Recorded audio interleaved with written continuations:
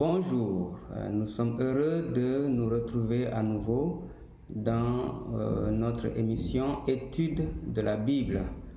Aujourd'hui, vous avez votre frère et serviteur parfait Jompi qui vous propose de méditer ensemble avec vous autour de ce thème que nous intitulerons « Il a fait les Pléiades ».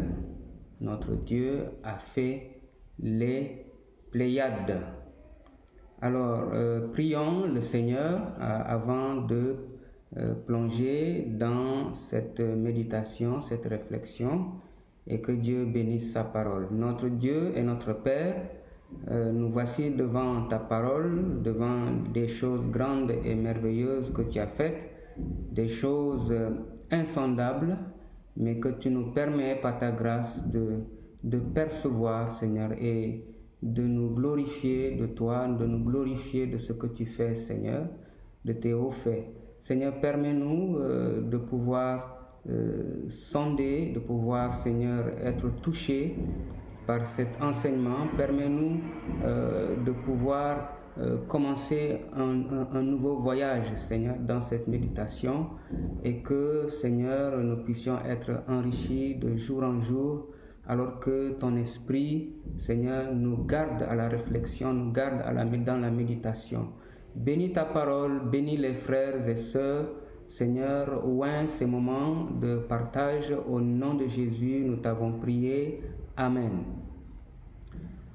Amen. Alors, il a fait les Pléiades. Il a fait les Pléiades. Nous allons vous proposer une première lecture dans le prophète Amos au chapitre 5 et le verset 8. Nous lisons le prophète Amos chapitre 5 et le verset 8 où nous lisons: Il a créé les Pléiades et l'Orion. Il change les ténèbres en aurore. Il obscurcit le jour pour en faire la nuit.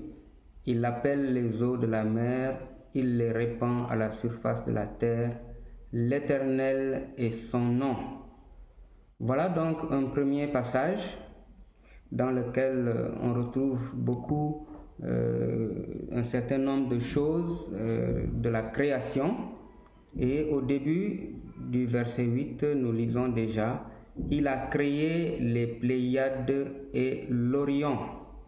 Lisons également aussi dans Job le chapitre 9 et le verset 9.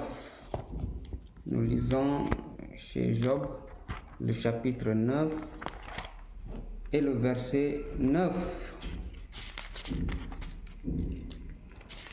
Job 9, où nous lisons dans la traduction de Louis II: Il a créé la grande ourse, l'Orion et les Pléiades, et les étoiles des régions australes. Verset 10: Il fait des choses grandes et insondables, des merveilles sans nombre. Notre Dieu fait des choses grandes et insondables. L'intelligence de l'homme ne peut pas réfléchir, ne peut pas trouver des méthodologies de réflexion, de déduction pour arriver à percer ces choses.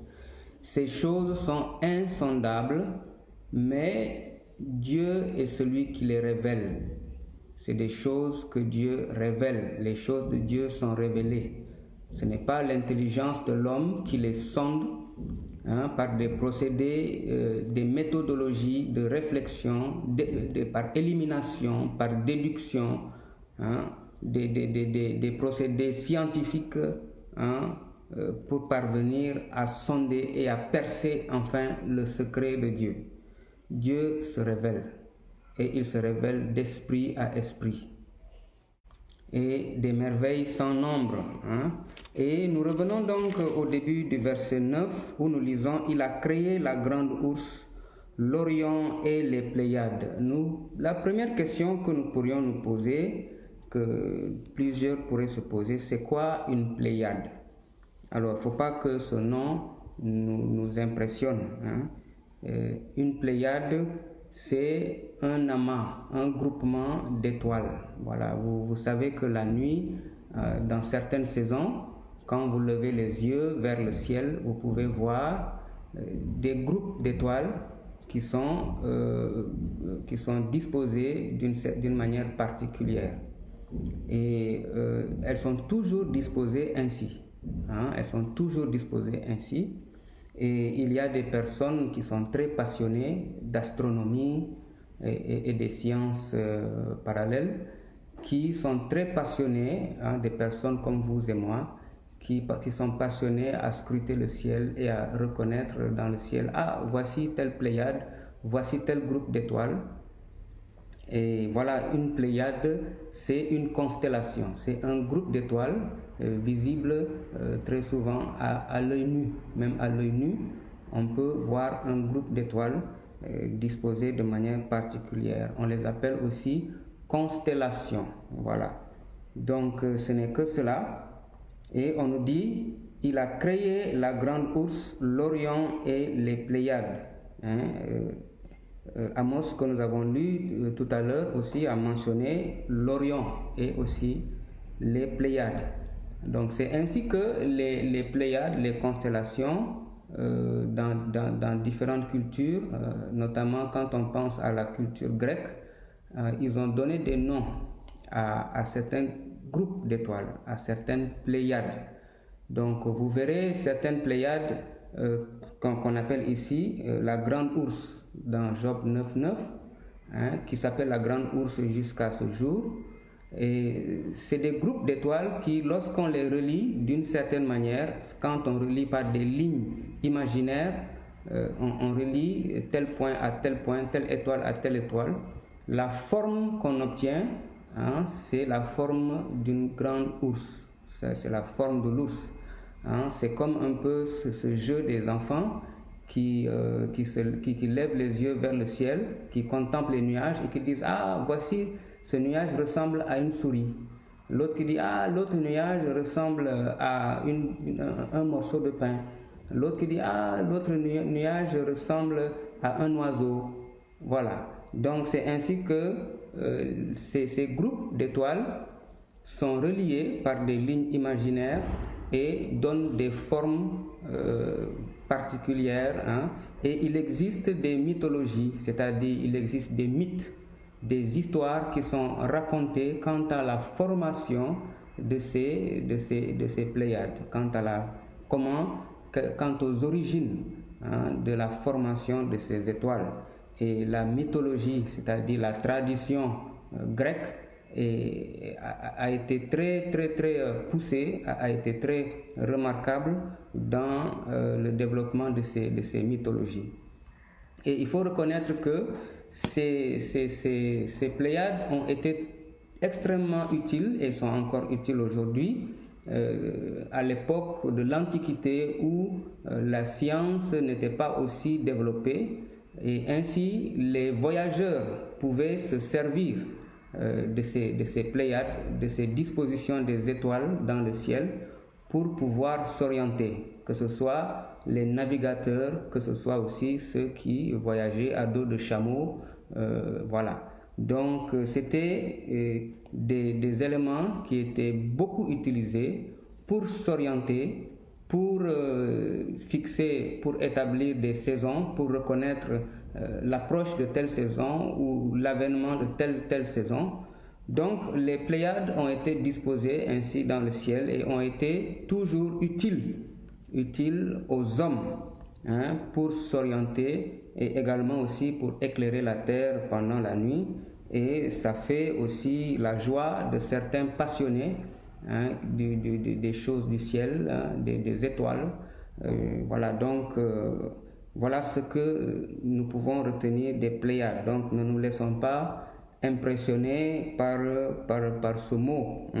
C'est tout simplement un rassemblement particulier d'étoiles qui peut être utile à l'admiration comme utile aussi pour s'orienter et bien d'autres choses. Alors, notre Dieu a fait les Pléiades et il y en a une particulièrement qui s'appelle la grande ourse, une autre qui s'appelle l'Orion et il y en a d'autres encore. Alors, bien entendu, il n'y a rien d'extraordinaire de dire Dieu a créé le ciel, la terre, bien sûr. C'est quand même extraordinaire, mais c'est quelque chose, pour tous ceux qui croient en Dieu, c'est quelque chose qui est évident. Hein, que Dieu a créé la mer, oui, c'est vrai, Dieu a créé la mer. Dieu a créé les étoiles, nous le savons. C'est magnifique, c'est glorieux. Nous pouvons apprendre beaucoup de choses là-dessus. Nous pouvons nous émerveiller, n'est-ce pas? Et dire que Dieu a créé les Pléiades n'est pas beaucoup plus glorieux que ce que nous venons de dire. Dieu a créé les Pléiades, c'est-à-dire il a créé les étoiles, comme il a créé les animaux, comme il a créé, voilà. Donc les Pléiades ne sont pas d'une dimension beaucoup plus glorieuse, d'une dimension supérieure aux autres choses que Dieu a créées. Pour dire encore, ne soyons pas impressionnés par ce mot. Hein. C'est une des créations de Dieu comme toutes les autres. Mais nous allons étudier donc quelques éléments qui se trouvent cachés derrière. Une Pléiade, c'est un rassemblement d'étoiles. D'abord, c'est quoi une étoile? Hein? Scientifiquement, on nous dit qu'une étoile, c'est un soleil. C'est un soleil, c'est-à-dire c'est du gaz en énorme quantité qui est en train de se consumer, de brûler. Voilà un peu ce que nous pouvons dire brièvement et simplement. Une étoile, c'est de l'énergie, c'est du gaz en énorme quantité qui est en train de brûler en combustion, exactement comme le soleil. Et les scientifiques nous disent que les étoiles peuvent mourir, c'est-à-dire, elles peuvent brûler pendant un certain temps et ensuite elles meurent pour plusieurs raisons. Donc voilà une étoile. Mais quand nous regardons cela en dehors de la perspective de la création naturelle, de la nature, quand nous regardons ça dans une perspective spirituelle, qu'est-ce qu'une étoile veut dire? Avant de parler de Pléiades, voyons d'abord c'est quoi une étoile dans le sens biblique du terme, dans la perspective de Dieu. Alors, je vous propose de lire Genèse 13 et verset 16.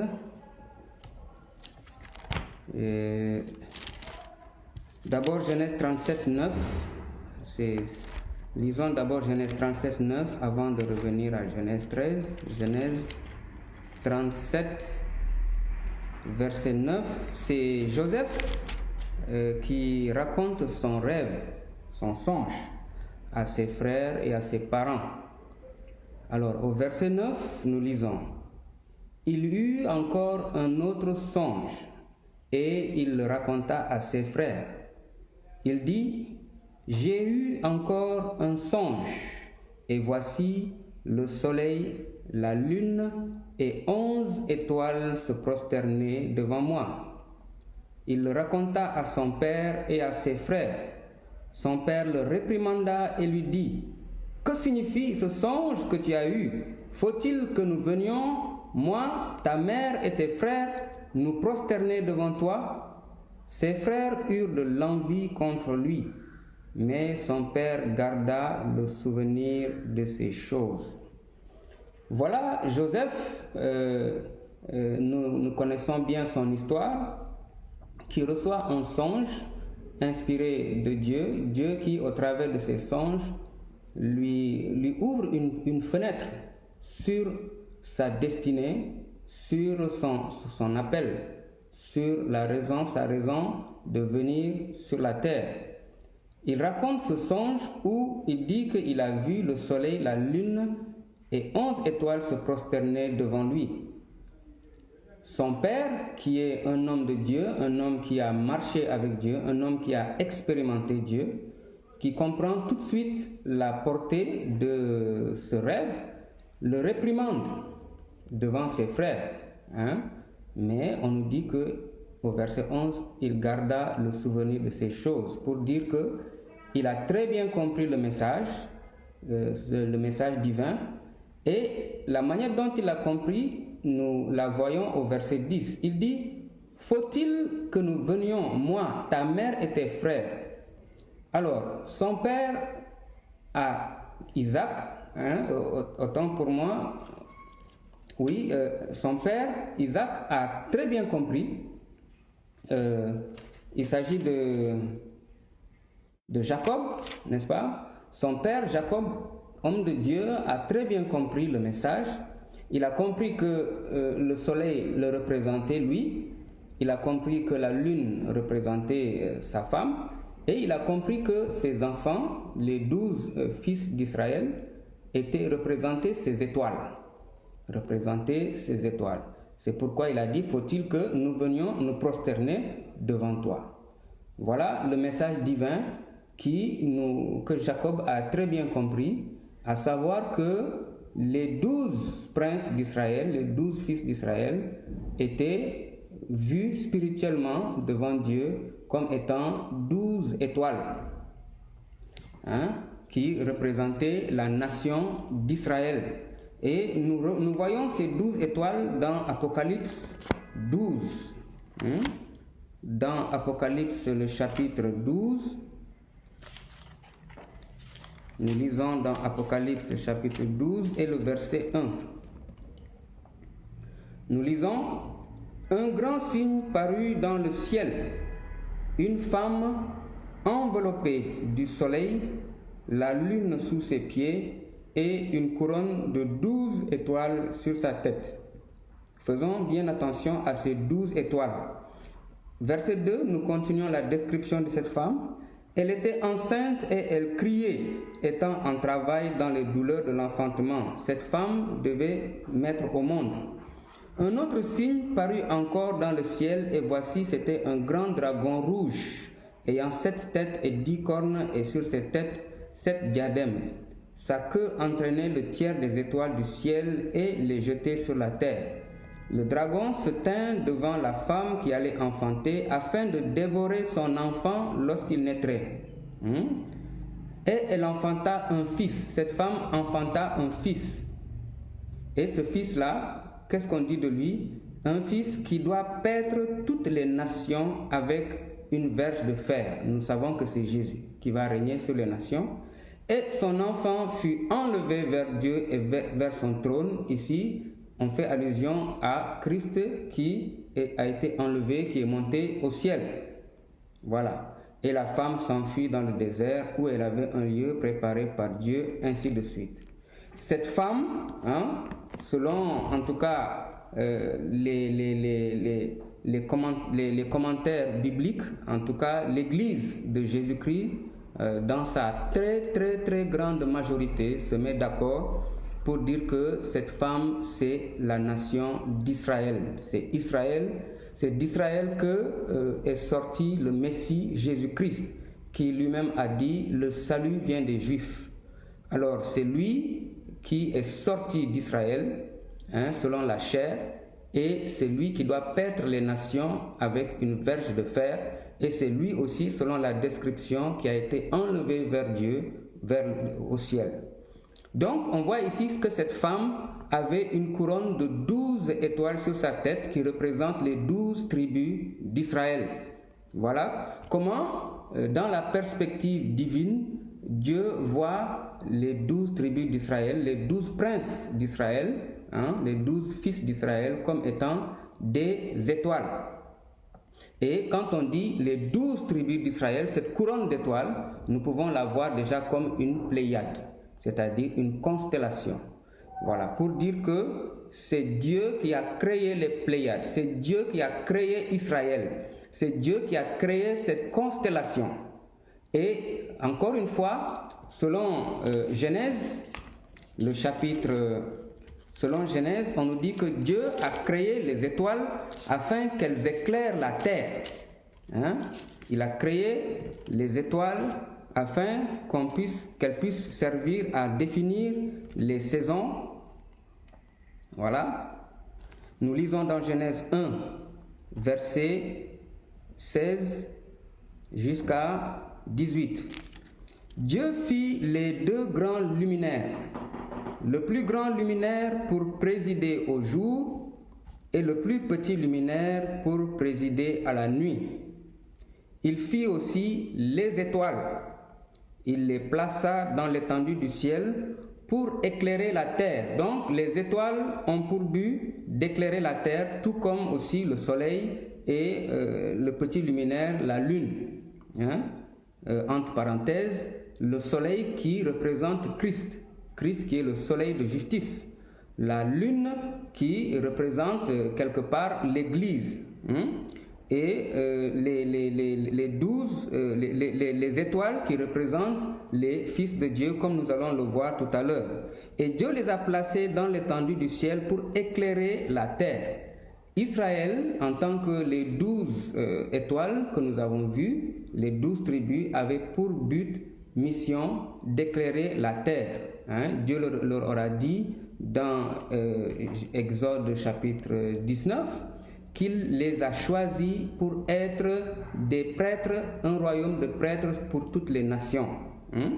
Donc, il les a placés, verset 17, dans l'étendue du ciel pour éclairer la terre, pour présider au jour et à la nuit, pour séparer la lumière d'avec les ténèbres. Voilà donc ce que nous voyons des étoiles. Que les étoiles représentent ici, nous avons vu les fils d'Israël. Lisons Genèse 13 et verset 16 pour comprendre encore autre chose par rapport aux étoiles. Genèse 13 verset 16, ici c'est Dieu qui parle à Abraham. Il lui dit: je rendrai ta postérité comme la poussière de la terre. Voilà, sa descendance est comparée à la poussière de la terre. En sorte que si quelqu'un peut compter la poussière de la terre, ta postérité sera comptée. Alors, la descendance d'Abraham, ici, une descendance, est comparée à la poussière de la terre, aussi nombreuse.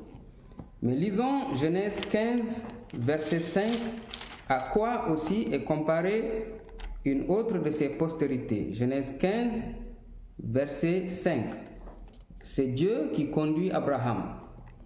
Après l'avoir conduit dehors, il dit: regarde vers le ciel et compte les étoiles si tu peux les compter. Et il lui dit: telle sera ta postérité. Alors Dieu dit à Abraham deux choses: que sa postérité sera aussi nombreuse que la poussière de la terre. Et ici, dans Genèse 15, 5, il lui dit que sa postérité sera aussi nombreuse que les étoiles du ciel. Et nous savons bien que qui est la postérité d'Abraham? C'est ce que la Bible nous dit. Il y a la postérité, bien sûr, charnelle, physique. C'est celle qui est comparée à la poussière de la terre. Car notre ancêtre Adam a été tiré de la poussière de la terre. Donc, il y a une postérité qui vient de la terre, une postérité charnelle, si on peut dire.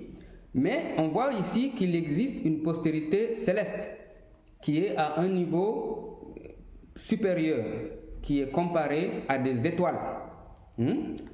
Et qu'est-ce que nous lisons dans Galates chapitre 3 à propos de cette postérité? Quelle est cette véritable postérité? Galates 3, versets 6 et 7. Nous lisons Galates 3, versets 6 et 7. Voilà, permettez-nous de continuer d'ailleurs la lecture de Genèse 15, 5. Nous allons lire le verset 6, c'est important. Nous avons lu Genèse 15, 5. Lisons aussi 6. Verset 6, verset 5. Après l'avoir conduit dehors, il dit: regarde vers le ciel et compte les étoiles si tu peux les compter. Et il lui dit: telle sera ta postérité. Verset 6. Abraham eut confiance en l'Éternel qui le lui imputa à justice. Dieu le déclara juste sur la base de sa confiance, de sa foi. Voilà. Et ce même passage revient ici Dans Galates 3, versets 6 et 7, nous lisons: Comme Abraham crut à Dieu et que cela lui fut imputé à justice, reconnaissez donc que ce sont ceux qui ont la foi qui sont fils d'Abraham. Voilà. De la même manière, comme Abraham crut à Dieu, il a eu confiance en la promesse de Dieu que sa postérité sera aussi nombreuse que les étoiles du ciel. Comme il a cru à Dieu et que Dieu l'a déclaré juste sur cette base, reconnaissez que ce sont ceux qui ont la foi qui sont fils d'Abraham. Alors, Dieu, en résumé, dit à Abraham que tu auras une postérité qui sera aussi nombreuse que les étoiles, mais dans un sens, Dieu lui dit que tu auras une postérité qui est céleste, c'est-à-dire qui appartient au royaume céleste, au royaume des cieux, voilà, au royaume de Dieu qui seront tes enfants selon la foi. Lisons Daniel 12, verset 3. Nous restons sur l'idée de la perception, en fait, de la perspective du royaume des cieux par rapport aux étoiles. Bien sûr, il y a une façon de voir les étoiles de façon naturelle, comme des créations de Dieu, et il y a une façon d'être admiratif, de dire waouh, Dieu a créé des choses merveilleuses. Mais quand Dieu a créé les étoiles, quelle était sa pensée derrière? Quelle était sa pensée? Est-ce que le but était tout simplement de créer des étoiles pour émerveiller les hommes et s'arrêter là? Dieu avait bien un but.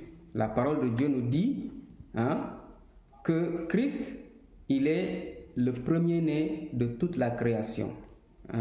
Nous ne reviendrons jamais assez sur cette réalité de la grandeur de Christ. Que Christ, il est le premier-né de toute la création, comme nous le lisons dans Colossiens. Il faut que nous le lisions. Lisons-le s'il vous plaît. Que Christ, il est le premier-né de toute la création de Dieu. Alléluia. Lisons s'il vous plaît Colossiens 1, verset 18. À partir du verset 18, nous lisons: Il est la tête du corps de l'Église, Christ. Il est le commencement, le premier-né d'entre les morts, afin d'être en tout le premier. Retenons bien, en tout le premier. Même dans la création des étoiles, il est la première étoile. Car Dieu a voulu que toute plénitude habitât en lui. Alléluia. Il a voulu que toute plénitude habitât en lui. Retenons la fin du verset 18. Dieu a voulu faire de lui en toute chose le premier, c'est-à-dire le prototype, c'est-à-dire le modèle parfait. Pour les couturiers, on dira le patron, c'est-à-dire la coupe sur laquelle toutes les autres coupes sont reproduites. Alors si on prend toute la création, c'est-à-dire chaque élément de la création, et qu'on comprend que Christ, il est le prototype de chacun de ces éléments, c'est-à-dire la copie originale, c'est-à-dire le modèle sur lequel Dieu a copié pour créer les étoiles, pour créer d'ailleurs toute la création, on peut s'imaginer quelle est la grandeur de ce mystère de Christ. On peut s'imaginer quelle est la grandeur de ce Christ. C'est pourquoi le même Colossien nous dira, si nous lisons un peu plus loin, dans Colossiens chapitre 2 et le verset 2 et 3, où nous lisons: afin qu'ils aient le cœur rempli de consolation, c'est-à-dire les croyants, qu'ils soient unis dans la charité et enrichis d'une pleine intelligence. Pourquoi? Enrichis d'une pleine intelligence pour connaître le mystère de Dieu, savoir Christ. On nous dit ici, connaître le mystère de Dieu, c'est-à-dire Christ. Christ lui-même, il est un mystère. Mais en plus d'être un grand mystère, on nous dit qu'il est le mystère même de Dieu. Donc, revenons sur l'idée qu'il est le premier-né de toute la création. Si, encore une fois, on s'imagine tous les éléments de la création, un par un, chacun de ces éléments a été copié de Christ. C'est dire que chacun de ces éléments nous révèle Christ, nous parle de Christ. Chaque élément de la création, même après que la création ait été déchue, garde quand même des propriétés, des particularités qui peuvent nous renseigner sur la nature et les capacités de Christ. Alors, revenons sur les étoiles.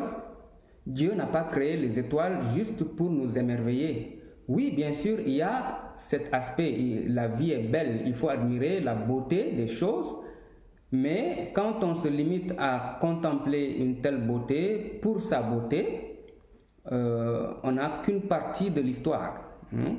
Il faut voir l'histoire dans la perspective de Dieu et par rapport à notre sujet, voir les étoiles comme ayant été créées dans la pensée de Christ. Dieu a pensé révéler Christ quand il a placé les étoiles. Alléluia.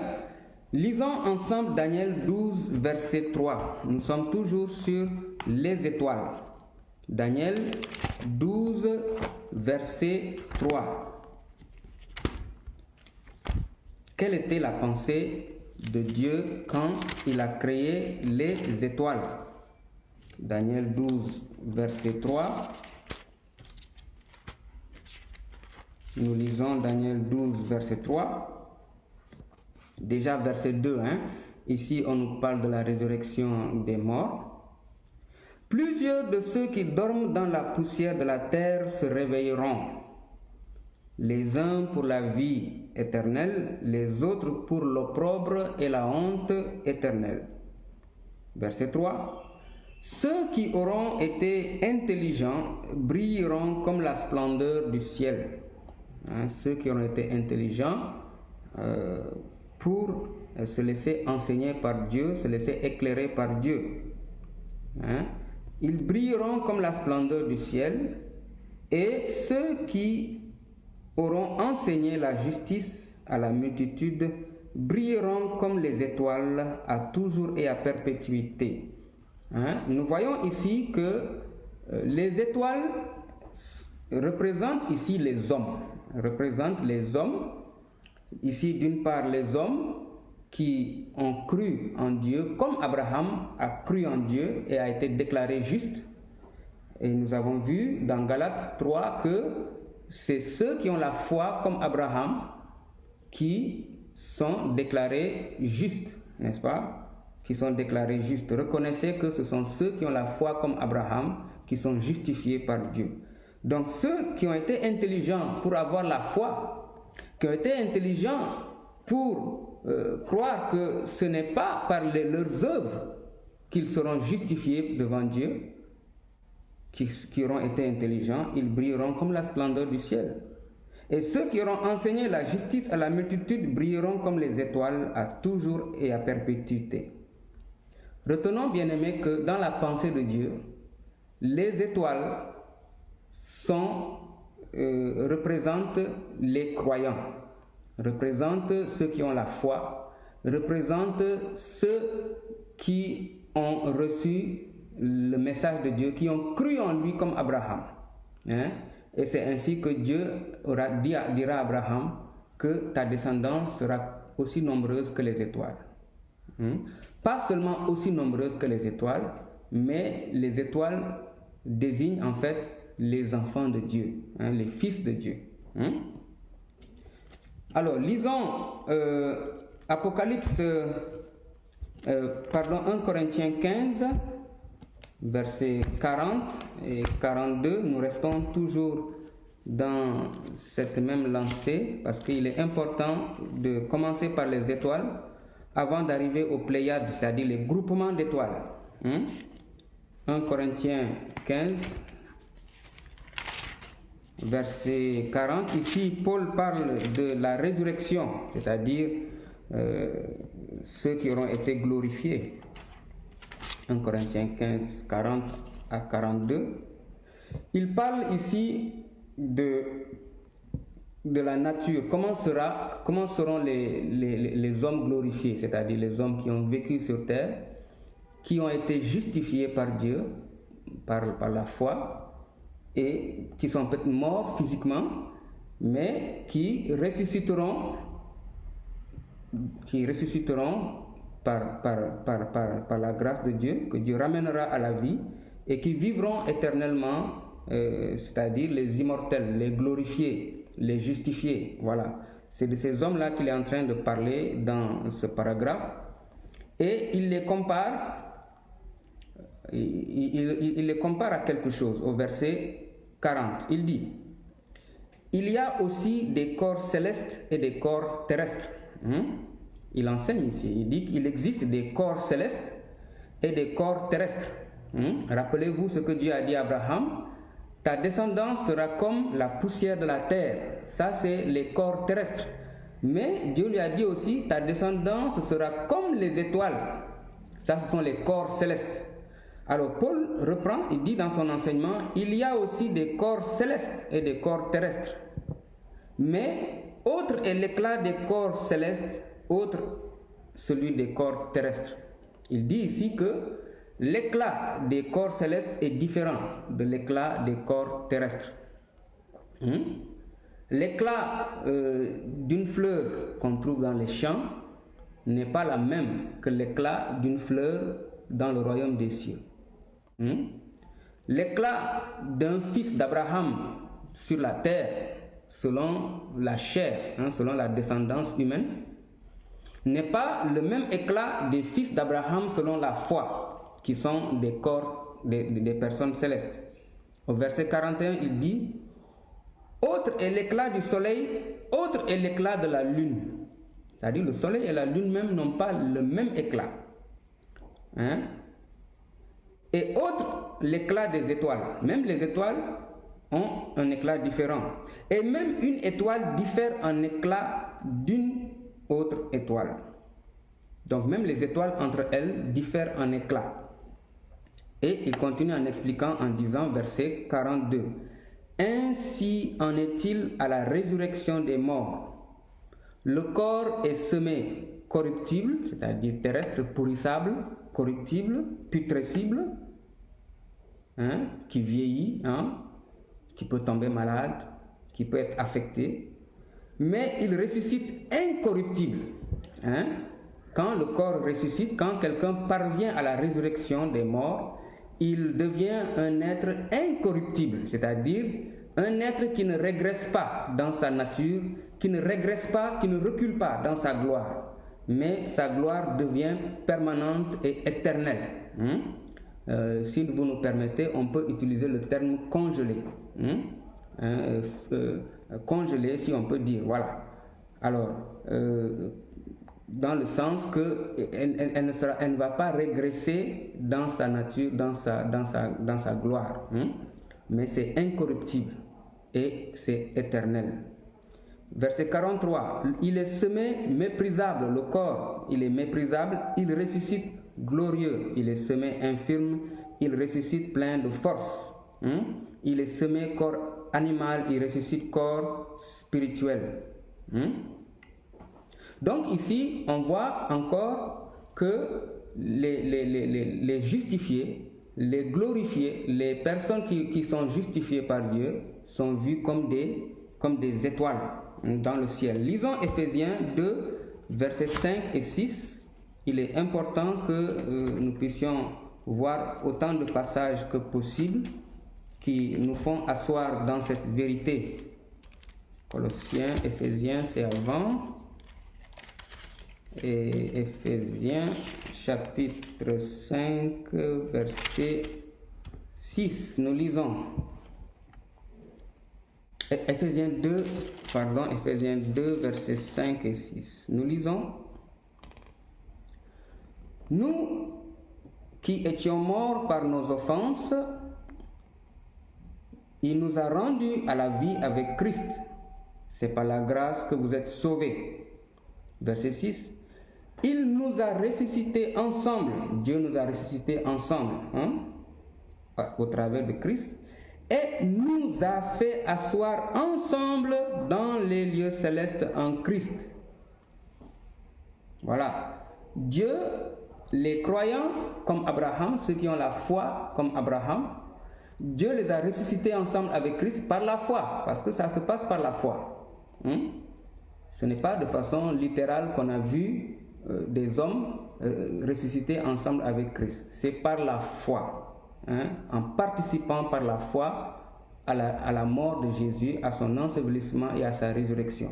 Nous croyons, en tant que disciples de Jésus, que Christ nous a inclus dans cette expérience-là, afin de nous faire mourir, de faire mourir notre vieille vie, afin d'enterrer notre vieille vie et afin de ressusciter notre vie pour nous donner une vie nouvelle. Voilà. Alors, c'est pourquoi il dit au verset 6, il nous a ressuscités ensemble parce que nous avons été crucifiés ensemble avec lui. Voilà, notre ancienne vie a été finie à la croix. Ça, c'est le cadeau que Dieu nous donne pour nous débarrasser de nos fardeaux. Alors, il nous a ressuscités ensemble et il nous a fait asseoir ensemble dans les lieux célestes. Donc, bien que les disciples de Jésus soient vivants sur la terre, ils ont déjà une position céleste dans le ciel. Ils sont assis, ils sont sur la terre et en même temps, ils sont assis dans les lieux célestes. Ça, c'est une bénédiction terrible que Jésus donne aux hommes. Que nous, les hommes pécheurs que nous étions, condamnés que nous étions, le Sauveur est venu nous sauver et nous donner une place céleste, comme les étoiles, dans le ciel à la droite du Père. Bien-aimé, si tu crois en Jésus, tu es en même temps un homme terrestre parce que tu vis sur la terre, mais en même temps tu es un homme céleste, tu appartiens au royaume des cieux. Le royaume des cieux, c'est chez toi. Tu peux aller là-bas quand tu veux, tu peux sortir quand tu veux. C'est chez toi, c'est chez ton Père, c'est ta maison. Voilà. Pour aller là-bas, la Bible dit, entre dans ta chambre, ferme ta porte derrière toi et prie ton Père qui est là dans le secret avec toi. C'est comme ça que tu vas au trône de grâce. Et là, tu es reçu au ciel. Et quand il plaît à Dieu maintenant, parce que parfois il plaît à Dieu de prendre ses enfants, de les enlever, de les amener au ciel, de leur montrer des choses extraordinaires et de les ramener sur la terre. Ça, c'est Dieu, notre Père, qui fait comme il veut, quand il veut. Mais tout croyant, tout disciple de Jésus, il est en même temps sur la terre, en même temps dans le ciel. Voilà, ça c'est une réalité que la Bible nous dit et c'est une réalité vécue par les enfants véritables de Dieu, ceux qui ont la foi comme Abraham.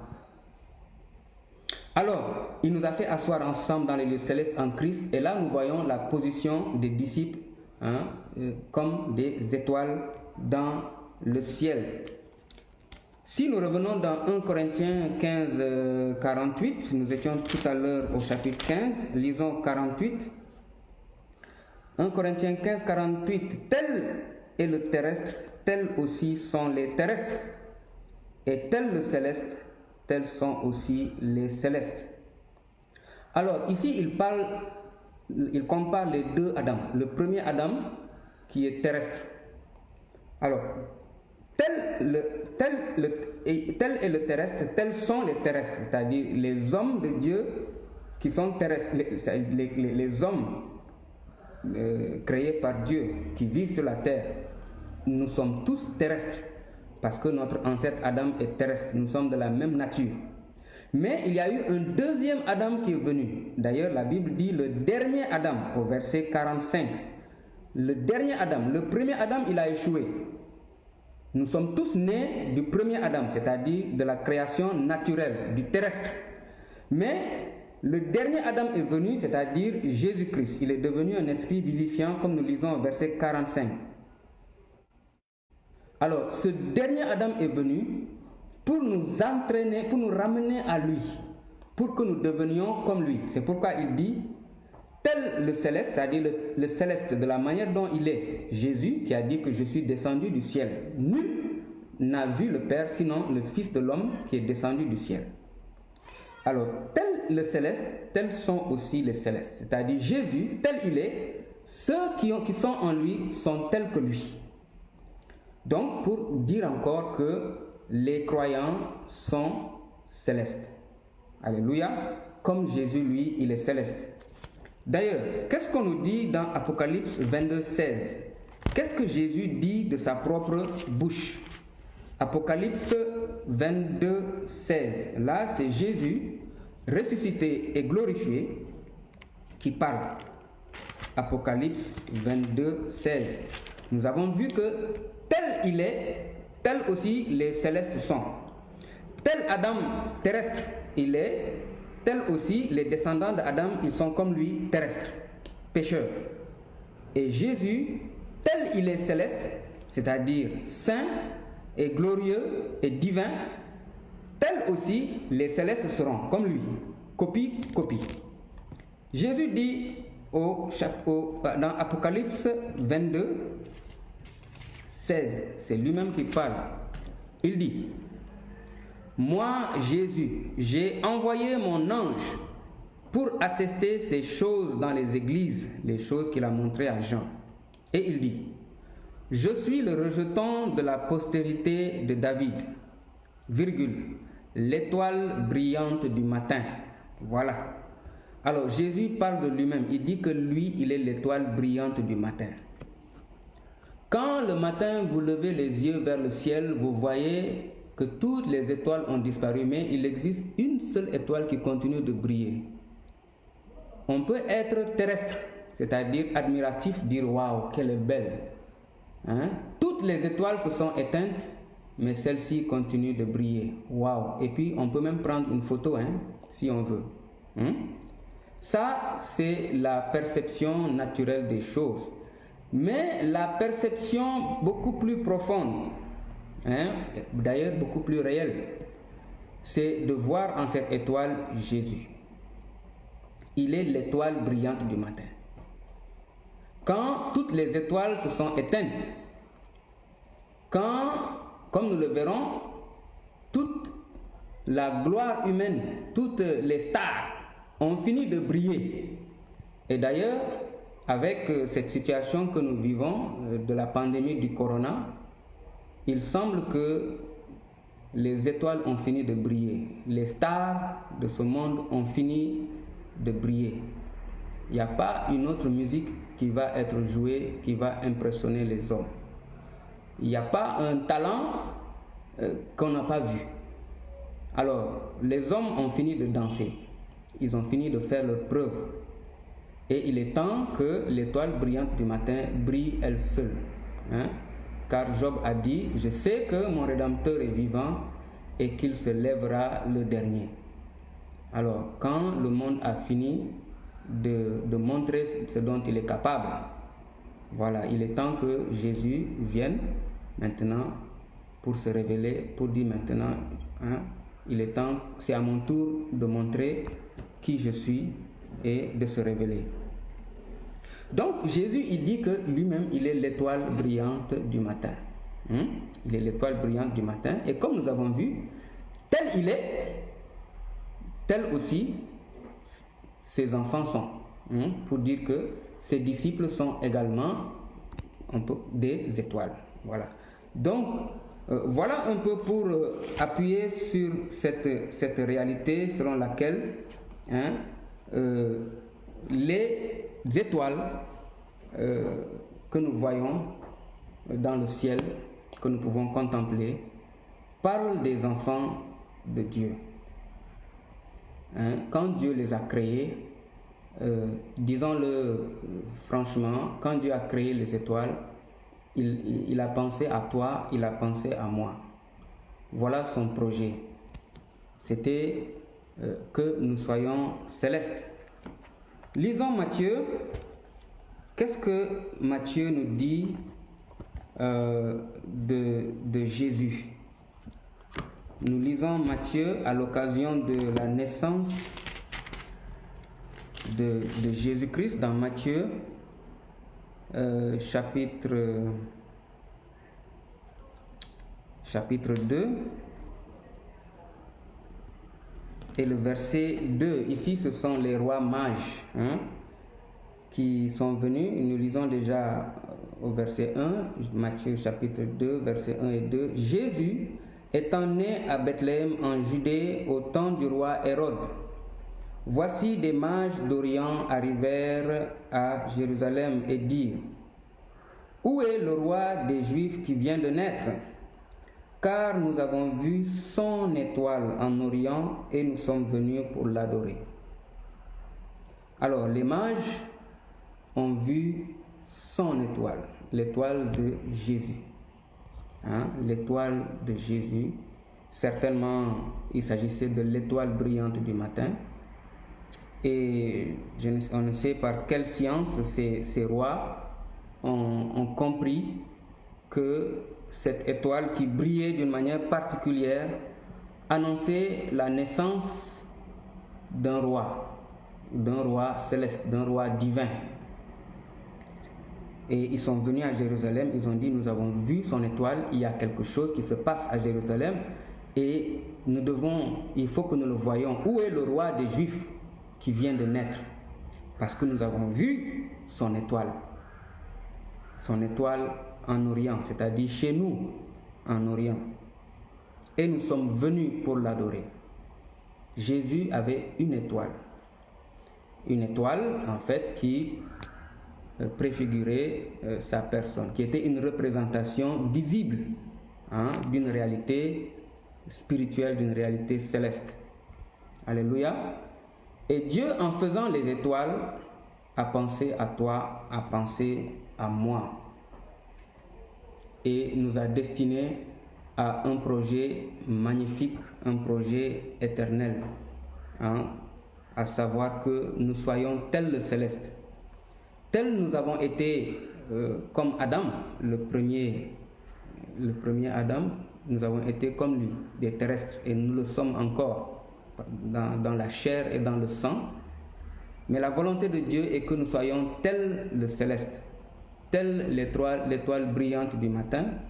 Et c'est ce que nous avons vu dans Éphésiens, à savoir que Dieu nous a ressuscités ensemble et nous a fait asseoir ensemble dans les lieux célestes en Christ, c'est-à-dire dans l'étoile brillante du matin. Nous-mêmes étant des petites étoiles. C'est Dieu qui a fait les étoiles. C'est Dieu qui a fait les étoiles. Et Galates nous dit, nous allons peut-être terminer là et venir clôturer ce thème une prochaine fois. Nous lisons dans Galates que pour vous, comme Isaac, vous êtes des fils de la promesse.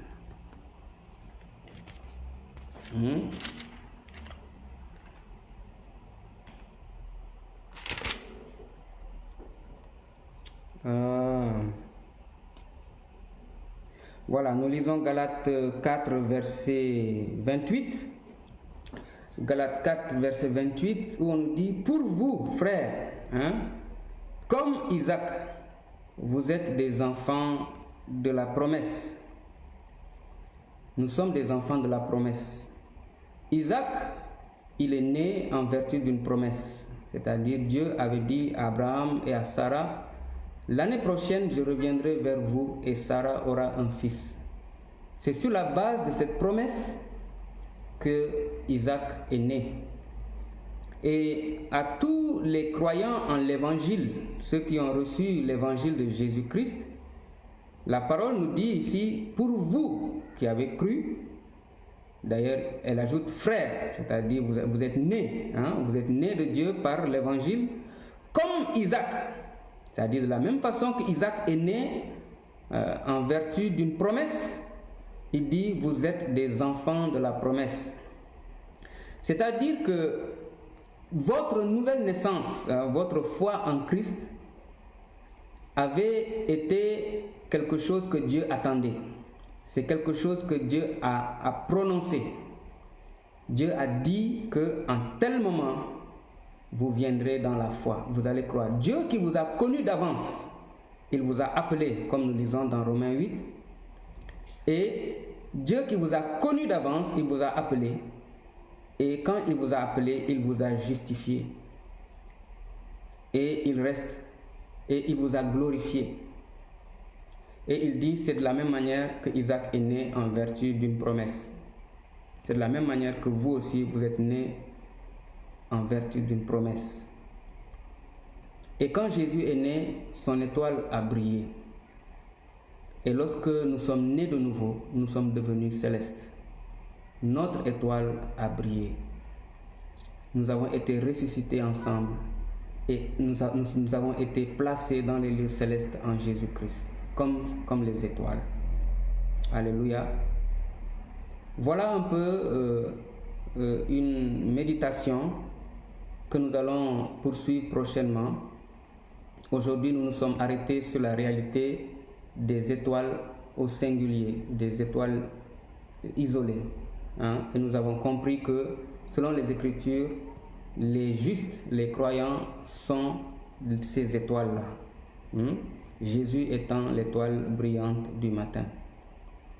Bien-aimés, soyons encouragés et bénissons le Seigneur pour cette parole. Seigneur, merci parce que en créant le ciel et la terre, Seigneur, tu nous as inclus d'une façon merveilleuse, d'une façon glorieuse.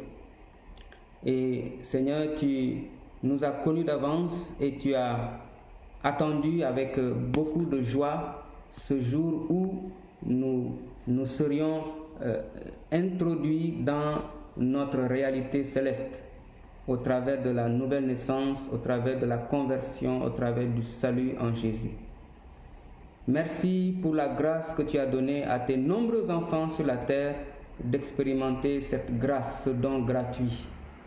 Et merci aussi de ce que tu continues de le faire pour quiconque croit, car nous est-il dit, la promesse est pour vous et vos enfants, et pour tous ceux en aussi grand nombre que le Seigneur Dieu les appellera. Merci parce que tu continues d'appeler.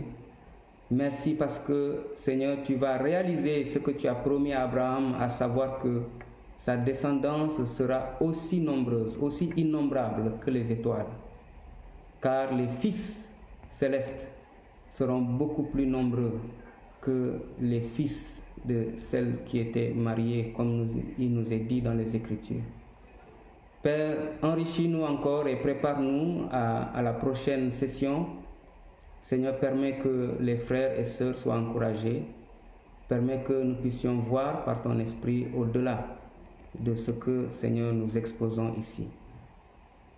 Bien-aimés, que la grâce et la paix du Seigneur Jésus demeurent avec vous jusqu'à notre prochaine rencontre. Soyez bénis. Amen.